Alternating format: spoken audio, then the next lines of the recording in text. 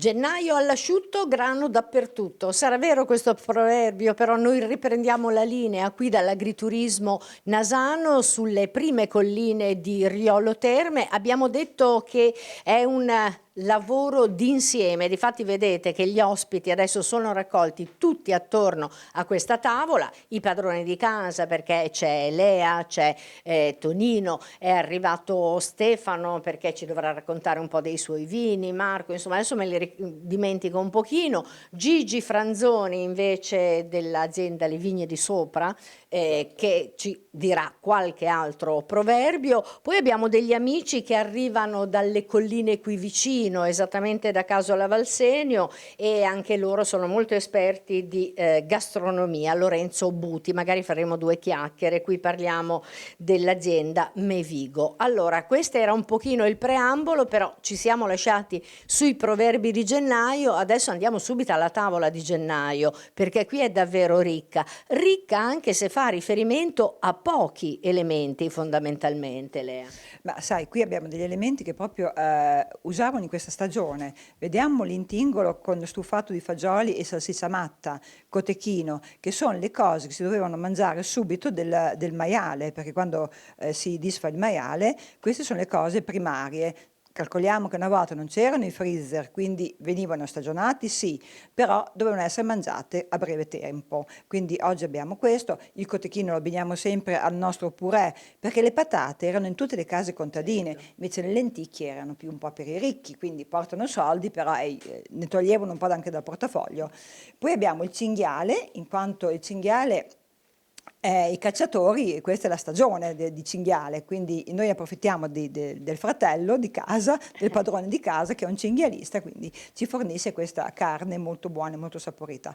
La polenta non mancava mai nelle case contadine, era quella che sfamava. La mia mamma diceva l'era polenta alla mattina, mezzogiorno e sera, perché quando c'era poco c'era questo.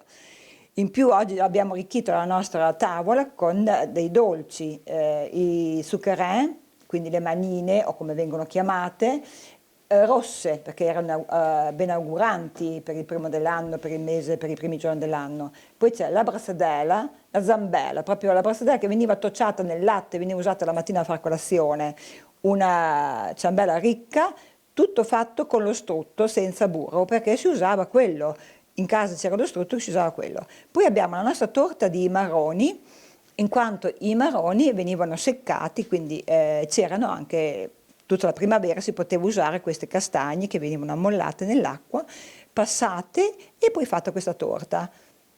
Nel poco c'era il tanto. Esatto, e anche la bontà e il gusto, perché non dimentichiamo che questo è rappresentativo di quelle che sono le produzioni territoriali. Tra l'altro qui vediamo appunto come venivano messe le varie verdurine, gli altri salumi, insomma c'è proprio questo recupero anche in questa azienda, non è che l'abbiamo fatta apposta, è proprio quello che si può consumare qui in questo agriturismo. Allora, Gigi Franzoni, che cosa possiamo aggiungere di proverbio? Abbiamo ad esempio il nostro Sant'Antonio del 17 gennaio che oltre a deliziarsi col divin porcello, che cosa fa? Se aveva la barba bianca, ci sono me li racconti lei che li sa meglio. Allora, Sant'Antonio dalla barba bianca su un laus la fa.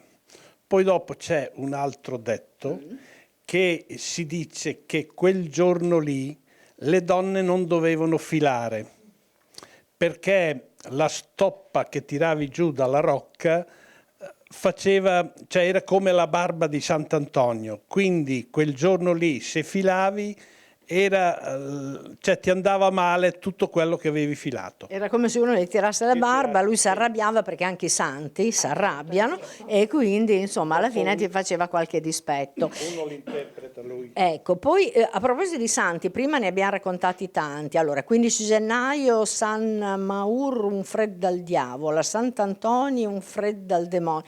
perdonate il mio dialetto che è inesistente, però sto facendo qualche misero tentativo.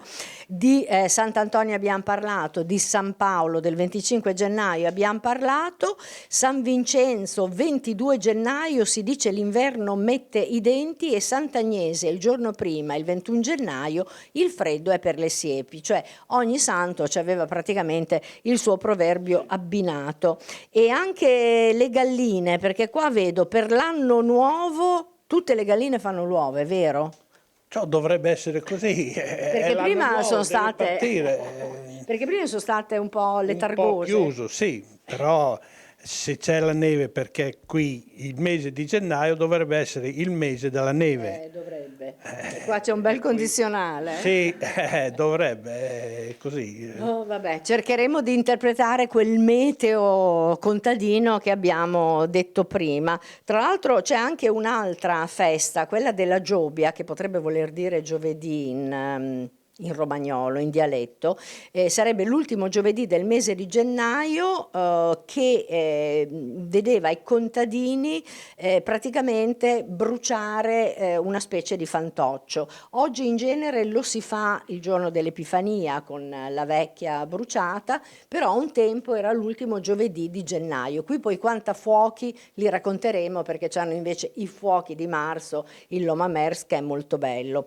Allora, Stefano, intanto io ti chiederei, guarda che abbiamo lasciato là l'uva passita, ce la vai a prendere, perché io faccio fatica a muovermi da qua, perché manca su questa tavola, l'abbiamo vista appesa, la possiamo mettere qua direttamente, anche perché ti volevo chiedere se siamo stati bravi ad abbinare i vini, questo con gli antipasti e poi il passito per i dolci. Per il resto siamo andati di rosso, perché gennaio porta il rosso come vino. Sì, no, ce l'avete presa, dai. E poi sì, dai, mesi freddi, vini rossi, vini sostanziosi, vini con grado più elevato. In campagna poi sì, si lavorava sempre fuori, c'era bisogno, insomma, il vino era uno degli unici sostentamenti, dava forza e energia, poi più alcol c'era, più anche riscaldava durante i lavori in questi mesi freddi. Ecco, tra l'altro, quindi allora siamo stati approvati da Stefano Gardi, che è l'enologo aziendale, quindi l'abbiamo strappato dalla cantina. Abbiamo anche il fratello di Lea, che però in questo momento sta portando, Fabio, certo, che sta portando le albicocche, perché abbiamo detto la campagna riposa, ma i contadini non riposano mai in effetti, perché le potature, vigna e frutteto si fanno in questo periodo. Allora, Lorenzo Buti, Mevigo, che vorrebbe dire meglio vivere godendo. Ma allora, qua insomma la goduria a tavola è piena ed espressiva. Un'esperienza particolare la sua, perché ha girovagato un pochino tutto il mondo, dalle radici è tornata alle radici, adesso caso alla Valsenio, però l'attenzione nel menù ai prodotti territoriali e soprattutto alle stagioni. Certo, cerchiamo sempre di valorizzare gli artigiani del territorio, gli agricoltori, chi produce i terreni e i prodotti della zona, e cambiamo il menù in base alle stagioni. Quindi se seguiamo le stagioni, i prodotti più buoni a un prezzo migliore.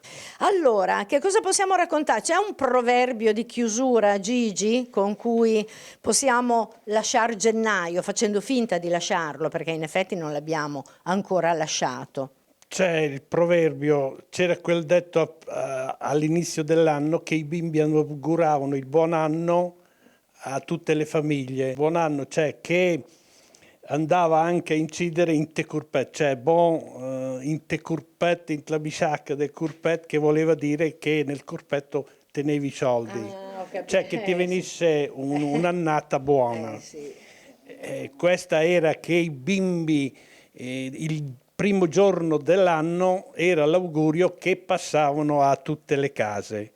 Perché i bimbi? Perché i bimbi, quando è giovane, chi li incontrava dava un segno di gioventù, di rinnovo dell'anno, cioè era tutto un insieme di vedute. Di simboli anche, perché alla fine, alla fine è diventata quasi una scienza questa contadina, però nasce proprio dall'esperienza che poi ha determinato tutta questa simbologia, che però si diceva prima, è pure vero, perché oggi ad esempio la biodinamica ha a che fare con le fasi della Luna e dei pianeti, insomma non sono mica corbellerie, l'energia è l'energia e quindi l'energia della Terra e l'energia degli elementi primari e fondamentali.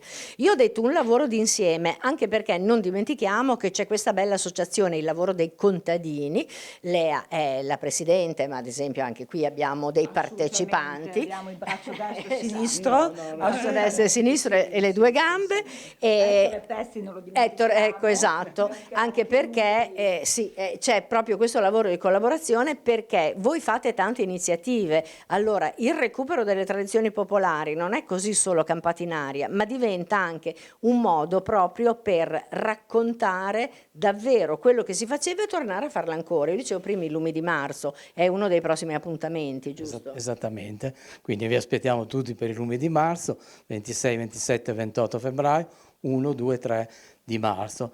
Quest'anno abbiamo, oltre ai fuochi, un altro tema che è quello della mesadria, perché riteniamo che la mesadria, come contratto agrario tipico anche della Romagna, ma soprattutto nella Romagna fino agli anni 70-80, quando c'è stata la trasformazione in affitto, abbia significato molto per la nostra cultura, la nostra tradizione, i nostri valori, perché pensate, quello che abbiamo detto anche prima, che dicevi tu prima, nulla va sprecato, e questo è l'insegnamento che ci hanno dato le famiglie mezzadrili, perché nulla poteva essere sprecato e tutto doveva essere messo e portato in tavola nel migliore dei modi per dare sostentamento anche alle persone che lavoravano nella famiglia e nell'azienda agricola. Certo. E nulla doveva essere lasciato nei piatti, cosa che noi faremo perché noi ci atteniamo alle tradizioni, nemmeno nulla nei bicchieri. Allora ognuno il suo calice, ci abbiamo messo del Sangiovese, io raduno i miei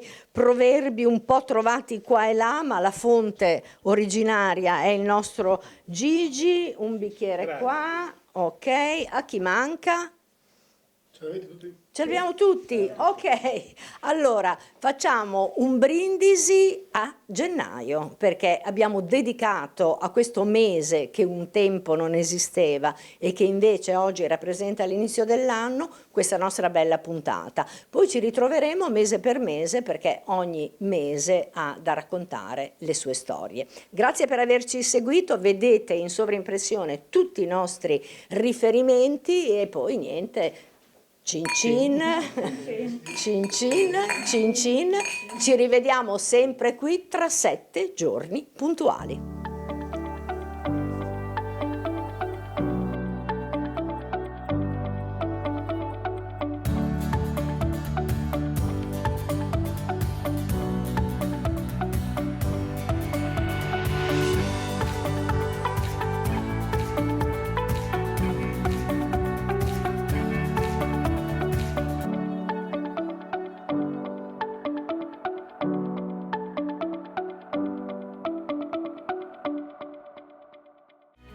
In collaborazione con